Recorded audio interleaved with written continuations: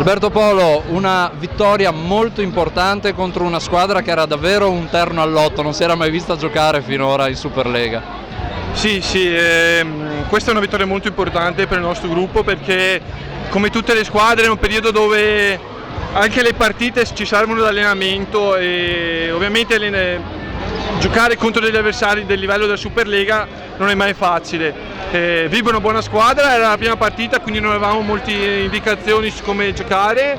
Siamo stati bravi a non mollare mai, c'è molto lavoro da fare, molte cose da sistemare, però l'atteggiamento mi è piaciuto, siamo sempre stati lì e quando c'è questo atteggiamento possono solo arrivare dei buoni risultati, poi se l'avversario è più forte di noi è bravo lui.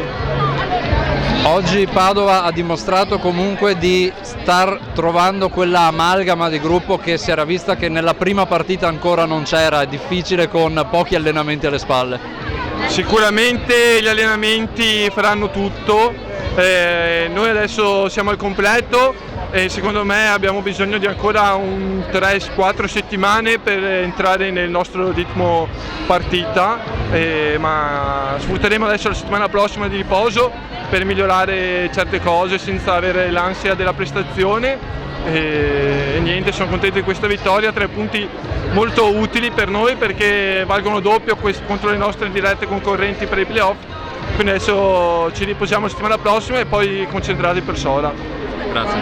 Grazie a voi.